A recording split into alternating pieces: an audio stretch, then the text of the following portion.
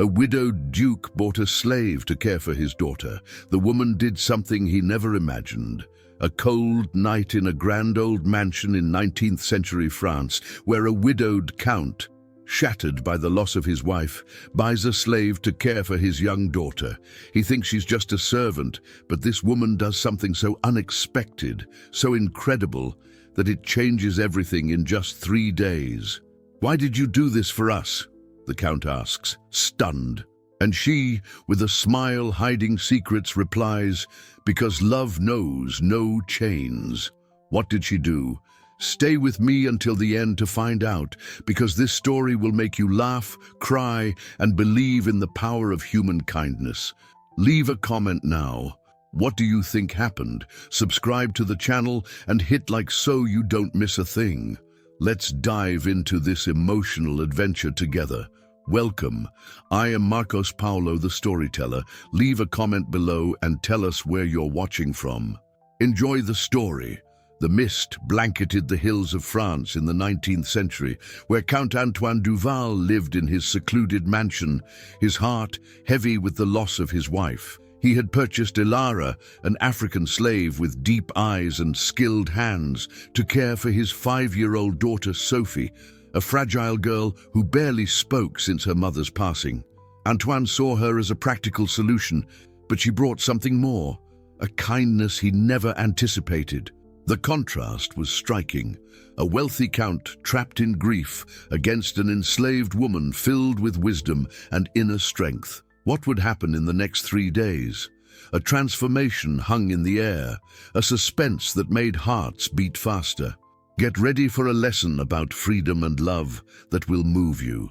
Antoine, watching Ilara care for Sophie with tenderness, murmured to himself, "Who is this woman bringing life back to my home?"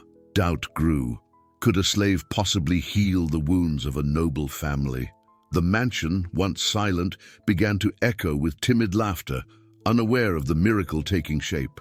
In just a few minutes, you'll discover how a simple act can break chains and change lives. Now, let's meet our heroes. First, Count Antoine Duval, a 40-year-old widower and loner owner of vast lands in France. He resides in the Duval mansion, a place of high walls and cold halls, surrounded by servants who fear his bitter temper. Since his wife's death in an accident, he has shut himself off, leaving Sophie, his daughter, in the care of distant nannies. Each day is a battle against grief, drinking wine alone at night, ignoring the debts piling up on his estates. His heart is rich in pain, poor in affection. With his noble title, he buys Ilara at an auction, thinking she's just a tool to look after the girl. But oh, friends, what makes Antoine special is his hidden capacity to change. A broken man, yet with a spark of goodness beneath his pride. But Antoine's life isn't easy. Loneliness consumes him like mist. Without true friends, he faces the world alone, bearing the weight of looks that judge him cold and distant. How many times has he heard that? Deep down, Antoine dreams of seeing Sophie smile again, of rebuilding his family, but grief paralyzes him. These dreams he keeps in old letters from his wife, read on lonely nights, but without action. They seem as distant as the stars. He relies on servants, avoids emotions, following a bitter lesson. Love hurts. Sometimes, watching Sophie sleep, he wonders, is it worth loving in a world that takes everything away? This doubt eats at him, but it's precisely this vulnerability that will make him the heart of an incredible story. For now, he's just a widowed count, lost in grief, with a heart flickering weakly like a candle in the wind. And then there's Ilara, a 30-year-old slave, brought from Africa on cruel ships, sold as property. She is strong, with eyes that tell tales of lost freedom, living in the mansion as a caretaker. Behind this condition lies a wise woman, a healer from her native village, with hands that heal and a soul brimming with compassion. She isolated herself in suffering, but uses her strength to help Sophie. To fill the void, Ilara sings ancient songs at night, testing if there's goodness in the count. If I find a kind heart, she thinks, maybe I can be free again. It was in this way their paths crossed. The slave who gives everything, and the count who lost everything, about to meet in a moment that would change it all. But life doesn't leave Antoine in peace for long. The day after Ilara's arrival, he wakes to Sophie crying, her heart empty of affection. Without his wife, there's no warmth, and the mansion's cold cuts like a knife. As Ilara soothes the girl with a gentle song, a group of creditors knocks at the door, hardened nobles driven by greed surrounding him. "Look at the generous count," the leader mocks, ripping a valuable painting from Antoine's wall. "Pay up or lose it all." They laugh, kicking furniture he collected, leaving him trembling on the floor. The injustice hits like a punch, and you, friend, feel the weight of this humiliation alongside him. From the other side, Ilara watched from afar, hidden behind a door. "He's lost everything. Let's see how he handles the worst," she thought, her slave's heart assessing Antoine's character like a test. But it wasn't all about Antoine. A rival of the Count, a baron named Victor Leblanc, learned of Ilara's purchase through spies. "I'll expose this fool," Victor hissed, spreading rumors that Antoine was a decadent noble buying slaves, threatening his reputation. Antoine stood up, hands shaking, feeling a helplessness that swallowed him whole. His servants, who once admired him, now abandoned him, forming a circle of isolation. "You shamed us by buying a slave," they said, turning their backs. He, who always commanded, saw his world crumbling, unsure how to react. The night approached, and the cold, without affection, promised to be merciless. Ilara, noticing Antoine's anguish, approached and murmured with a soft voice, "Kindness returns, sir, believe me." It was a subtle hint of hope, but Antoine, with tears in his eyes, retorted, "Returns to whom? No one cares." He pushed Ilara away, trapped in his pain, but her words lingered, planting a seed of doubt. Could there be something more behind this? The threat from the creditors grew. "If you don't pay, we'll get you again," they threatened, throwing stones near him. Antoine spent the night huddled in a damp corner, his body trembling, his mind revisiting his decision to buy Ilara. The crisis worsened his loneliness, and he wondered with a tight heart, is being noble worth this pain? The mansion remained lit, oblivious to the human drama in its shadows. Ilara didn't give up. The next day she returned, insisting, "You bought me. Tell me why." This persistence was a subtle challenge to Antoine's worldview, forcing him to face the root of his grief. As they spoke, a local reporter captured the scene, amplifying a false scandal about Antoine, labeling him an eccentric decadent. Antoine's life turned into a public hell, and he isolated himself, but Ilara's words, "You need it more," kept echoing, suggesting a path to redemption he was beginning to glimpse. But the second day brought an even harsher blow to Antoine. With grief gnawing at his soul, he dragged himself to Sophie's room, seeking affection with a timid voice. The girl, still traumatized, screamed, "You're not my mother." The servants laughed, pointing and mocking, "Look at the lonely Count." Antoine fled to a dark corner, tears streaming down his noble face, his heart shattered. The rejection cut deeper than grief. And you, friend, feel that pain with him, don't you? Ilara saw it all from afar and approached, extending a gentle hand. "Let me help you, sir," she said softly. But Antoine, wounded, exploded. "You don't understand. Everyone hates me for being a widower. Go away." Rejecting even the slave amplified his shame, a moment that makes the listener want to hug this Count and shout against the injustice. The scene is raw, showing a world that judges without seeing the soul. The media, hungry for sensationalism, snapped a photo of Antoine crying, which went viral as "The Widowed Count of San Diego." The headlines were cruel. "Pathetic nobility exposed." False friends abandoned him, whispering that he was a loser. Worse still, the creditors returned, beating him with words, laughing, "You're weak for being alone."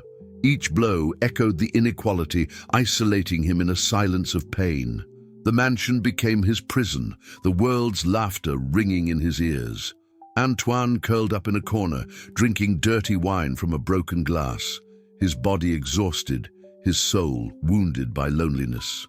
This humiliation was his rock bottom, but a spark of vengeance against the world began to glow, a fire born of despair. He wondered if his nobility was worth this price, his eyes fixed on the distant lights of the mansion. The humiliation spread. An elderly noblewoman passed by and spat, calling him noble trash. The words lashed his vulnerability, destroying the image he had of himself.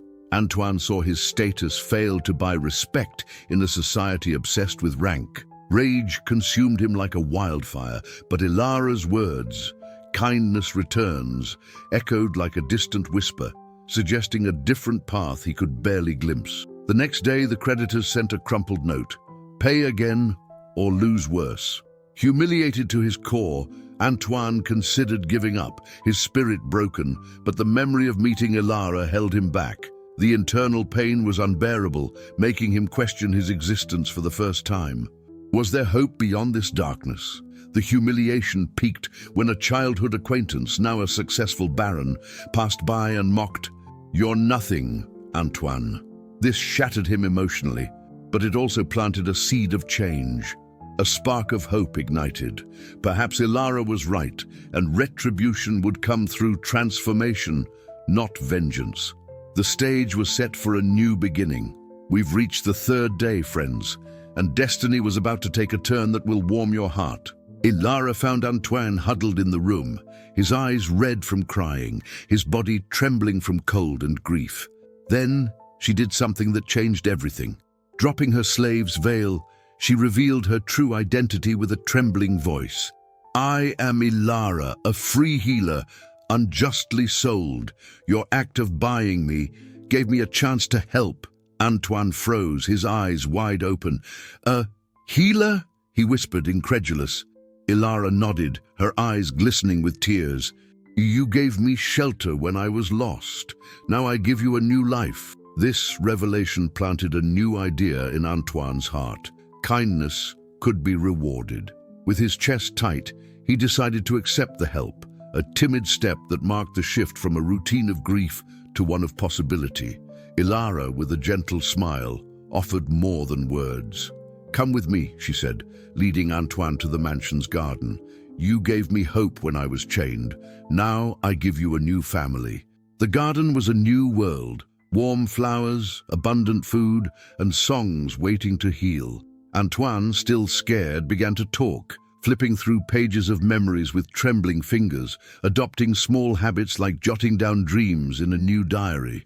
Each word spoken was a step out of grief. In an old box Ilara gave him, Antoine found a yellowed letter from his late wife, written before the accident. "Always be kind, my love," she wrote, the words trembling in faded ink. This reinforced Ilara's lessons, and Antoine murmured, "Maybe loving is the way." He decided to help others, even with nothing before, and the seed of overcoming began to sprout, nurtured by memories and hope. Ilara, seeing Antoine's potential, took him to an orphanage in Paris. There, among thin children with hungry eyes, Antoine saw his own reflection. "I want to help them," he said, with a newfound determination. This small act changed his perspective, and his desire to transform lives grew, guided by Ilara's gentle hands. The seed gained strength, promising more. Faced with Antoine's resolve, Ilara ignored threats from Victor, her rival. "You can be great," she affirmed, and Antoine believed it, hope becoming real, though fragile against the challenges ahead. The mentee began to see Ilara as a beacon, a light at the end of the dark tunnel. Antoine dove into self-improvement books Ilara brought, absorbing lessons of resilience. He changed his attitude toward the creditors, facing them with words instead of fear. Small progress emerged, a smile from Sophie, a servant offering friendship. The change was subtle but profound, like a flower blooming on concrete. By the end of the day, Antoine looked at Ilara, his eyes full of gratitude. "Thank you for seeing me," he whispered. The seed was planted. Now it needed to be watered. He decided to fight, with Ilara as his guide, toward a life with purpose. The mansion of yesterday was just a memory, replaced by a future beginning to shine. Now, friends, let's see how this seed of hope begins to bloom. Ilara took Antoine to his mansion, and what happened there was like a dream unfolding. In the marble kitchen, with utensils Antoine had never used, Ilara taught him to make soup, a simple recipe, but filled with laughter. "Kindness always returns," Ilara said, stirring the pot, and Antoine laughed so hard tears streamed down his face. This moment melted the ice in his heart, and the mansion servants, who once saw him as a stranger, began treating him like family, sharing life stories over meals. Antoine immersed himself in private lessons, tackling the huge challenge of never having learned to love. "You're rich now. What do you know of suffering?" A servant mocked at first, but Ilara intervened. "Show them with actions, Antoine." And he did. After weeks of effort, he read his first letter, Hope, and cried, hugging the book like a treasure. Each lesson was a step, not just for his mind, but for his soul, rebuilding who he was. But it wasn't all easy. Antoine's rival, Victor Leblanc, intensified his attacks. "He's fake, buying slaves out of pity," he leaked to the press, with manipulated photos circulating in tabloids. Antoine's fortune was at stake, but he remained unshaken. He started visiting an orphanage in Paris, teaching the children to write their names, an act that filled him with pride.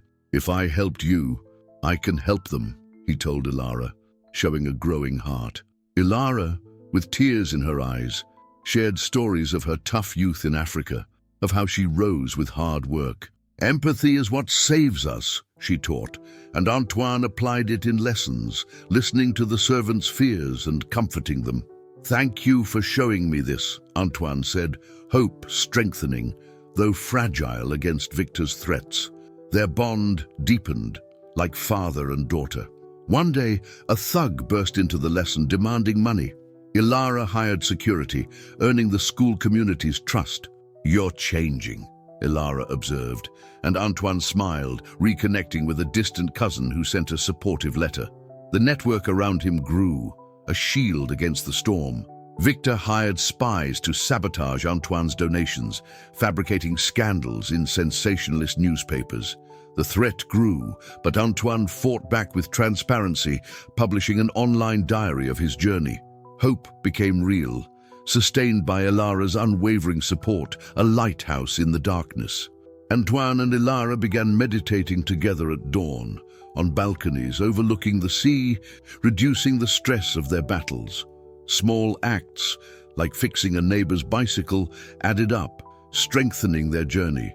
The fragility of hope kept him vigilant, ready for the next challenges. In the end, Antoine saw Ilara as a mother, calling her my guide with affection. The journey evolved with constant challenges, the change evident in his confident gaze. Victor planned a final blow, but Antoine, transformed by the slave he bought, was ready to face it with courage. But friends, life doesn't give a break. The seventh day brought an obstacle that nearly destroyed everything. Victor Leblanc, Antoine's rival, launched a brutal attack. He sued Antoine for fraud, using forged evidence to freeze his assets and expose his past to the media. "The end of your empire," he shouted in an interview, and the weight was too much. Antoine suffered a stress-induced heart attack, collapsing in his study, hospitalized. "I failed," he whispered, lying in bed, considering giving up everything.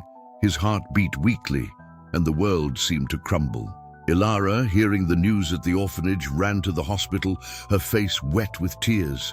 "He needs me," she cried at the reception, but security, bribed by Victor, blocked her. "No one enters," they said coldly. The betrayal cut like a knife. The rival had isolated Antoine, nearly undoing their progress. Antoine, alone in the room, stared at the ceiling, wondering if it was worth living like this. He thought of selling his lands to Victor, ending the fight once and for all. "Did kindness bring this?" he murmured, the emotional pain sharper than the physical. Outside the hospital, Ilara cried against the wall, feeling her influence over Antoine had failed. Hope seemed lost, swallowed by the darkness. But an angel appeared. A compassionate nurse, moved by Ilara's tears, whispered, "Come with me."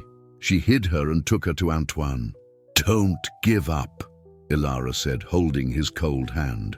This moment tested Antoine's faith to the limit, nearly succumbing to depression. But Ilara's words rekindled a flame.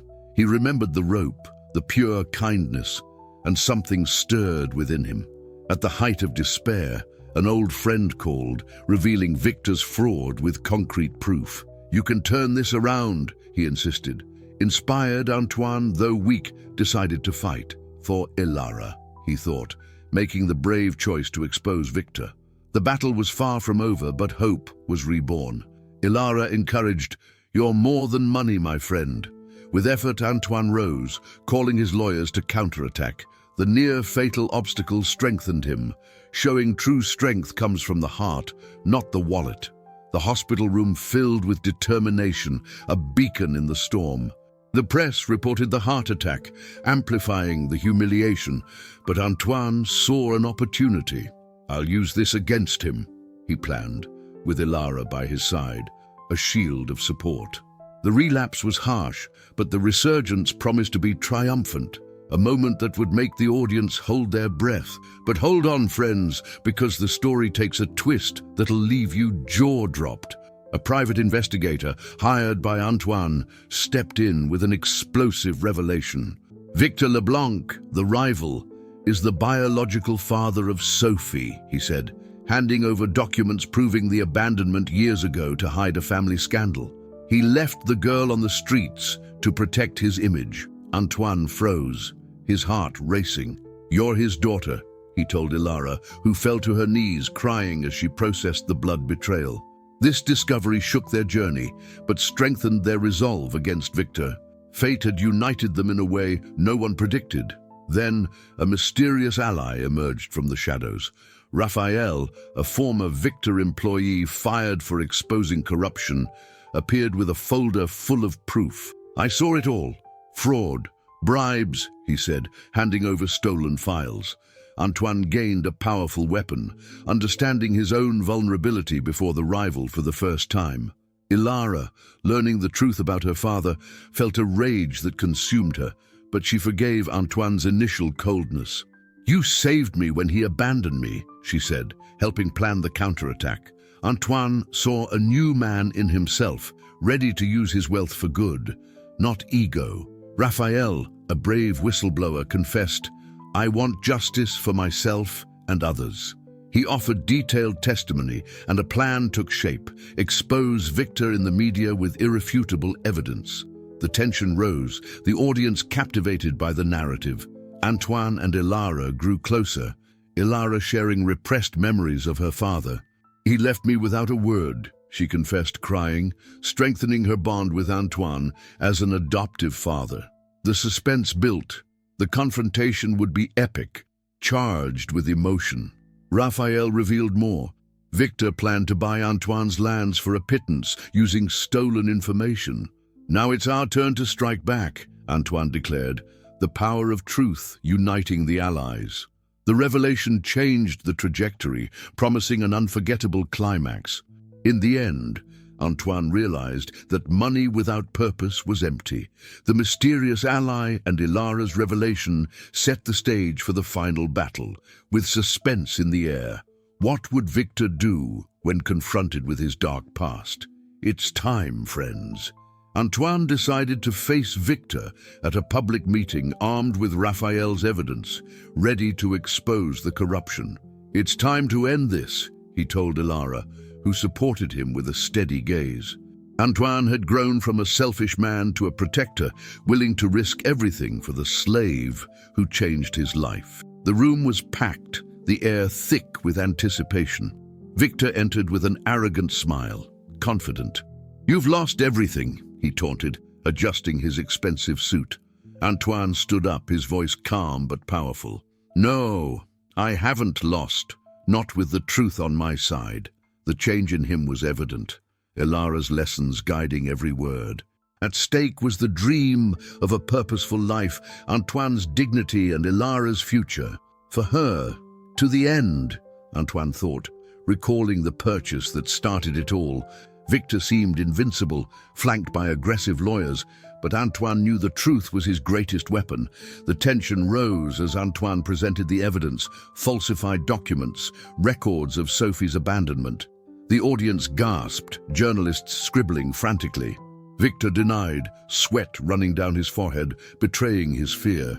"These are lies," he shouted, but the evidence spoke louder. Ilara, in the front row, looked on with pride, her hands clenched. Antoine continued, his voice breaking, "A slave bought me a soul I had lost." Victor countered, calling him a hypocrite, but Antoine stayed focused, showing the growth Ilara inspired. Victor used dirty tactics, threatening new lawsuits, but Antoine played his final card. This man is Sophie's father, and he abandoned her without remorse. The revelation left Victor pale, the tension in the room nearly suffocating. The crowd murmured, feeling the weight of the moment. Antoine's victory was near, the audience on his side. Victor tried to flee, surrounded by journalists and cameras. The decisive moment approached. Antoine ready for the final blow, with Ilara as his guiding light. "Stay with me," he whispered, and the audience held their breath. "We've reached the climax, friends. Hold on tight." At the crowded meeting, Antoine revealed the DNA test proving Victor was Sophie's biological father, throwing the audience into stunned silence. "You abandoned your daughter on the streets," he shouted, his voice full of empathy, exposing Victor's hypocrisy with every word. Victor tried to deny, stammering excuses, but the evidence cornered him, creating a scene so intense you could feel the air vibrate. Ilara stepped onto the stage, her heart in her throat, and faced her father. "Why did you abandon me?" she asked, her voice trembling with emotion. The argument escalated, Victor attacking Antoine with insults. But Antoine responded with a calm that came from within, sacrificing his privacy to seek justice. "I do this for her," he said, showing the scars of his own transformation. The tough choice to reveal all was an act of pure love. Antoine sacrificed a multi-million-dollar partnership to fully expose Victor, losing millions but gaining integrity. "A slave was worth more than all my titles," he declared, guided by Ilara's lesson. Then came the bombshell. Victor had evaded taxes for years, documents proving every stolen cent.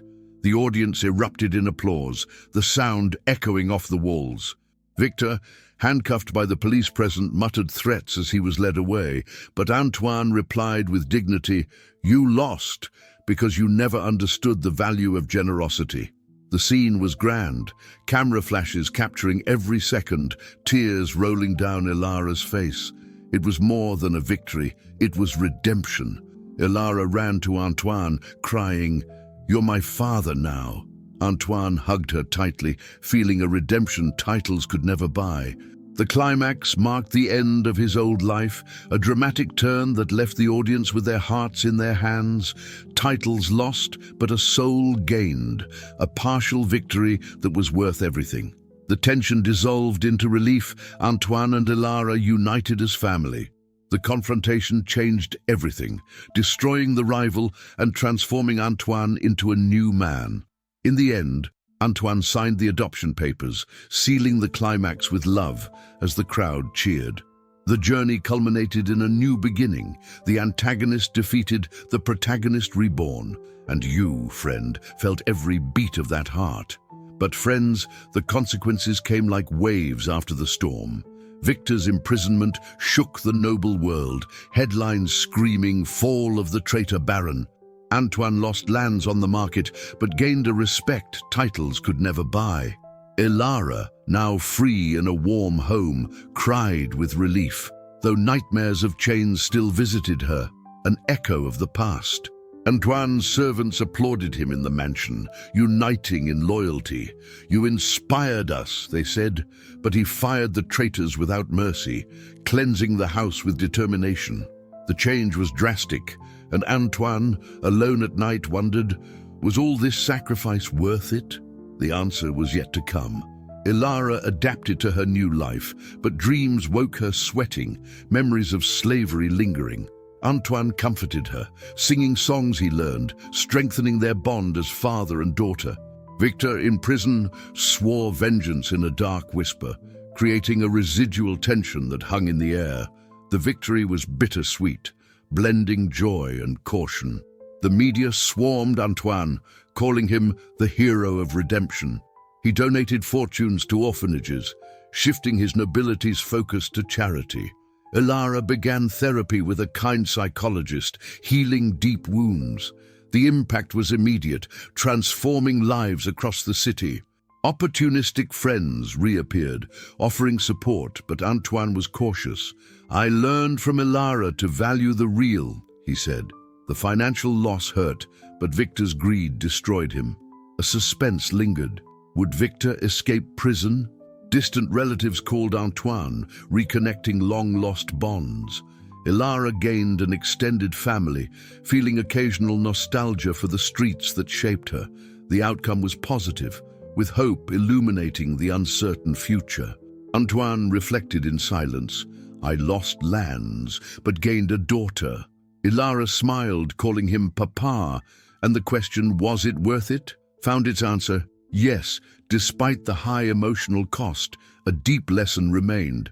The city saw Antoine as a living example, inspiring social movements. Victor rotted in jail, his threat neutralized for now. The climax led to a new balance, lives changed forever, and you, friend, felt the weight of this transformation. Now let's pause a moment, friends, and reflect with Antoine. He sat in his empty study, windows open showing the mansion's lights, and let his mind wander. From a chance encounter with Ilara at the auction to Victor's downfall, he saw his life pass like a movie. A slave was my god, but Ilara showed me the true value, love and connections. The lesson was profound. Material wealth is a house of cards without a human purpose to sustain it. Ilara taught Antoine that happiness doesn't come from possessions, but from the people we love. "I was blind," he admitted, recalling the loneliness of his mansion before Ilara. A new purpose sprouted, to help others, as Ilara helped him, transforming his existence from ashes to light. And you, friend, have you thought about what moves you? Pain shapes us like fire to metal, but love heals us and makes us invincible, Antoine concluded, echoing Ilara's simple words from the streets. Does that touch you? It invites us to ask, how many times do we put money above the heart? It's a mirror for our lives. Antoine now saw money as a tool, not a substitute for relationships. "I lost everything to gain the essential," he thought, gratitude for Ilara filling his chest. This universal lesson calls us to seek meaning beyond superficial success, friends. He shared this wisdom with the servants, inspiring changes in the mansion, more donations, more empathy. "Be generous with your time and heart," he said, repeating Ilara's lessons. The reflection deepened, showing a growth that made him unrecognizable to the old Antoine. Ilara, with surprising maturity, reflected, "He thought money was everything, but learned the heart is worth more." Together they understood the journey was mutual, a lesson of empathy, resilience, and love for all who listened. And you, what did you feel hearing this? For the audience, this story is a crystal clear mirror. How many of us prioritize money over people? Antoine's transformation invites a deep reflection on real values, a call to act with kindness. Let this move you, friend. Change something today. Finally, Antoine vowed to live this lesson, dedicating himself to freeing slaves and helping the poor. The reflection closes with radiant hope. Money is a useful tool, but love is what gives meaning to existence. What a powerful message, huh? I am Marcos Paulo, and this story reminds us that kindness can change the world. What will you do today to make a difference? Leave your comment, share it with those who need to hear it, and subscribe for more stories that touch the soul. Like the video, and let's spread this light together. Until next time, with an open heart.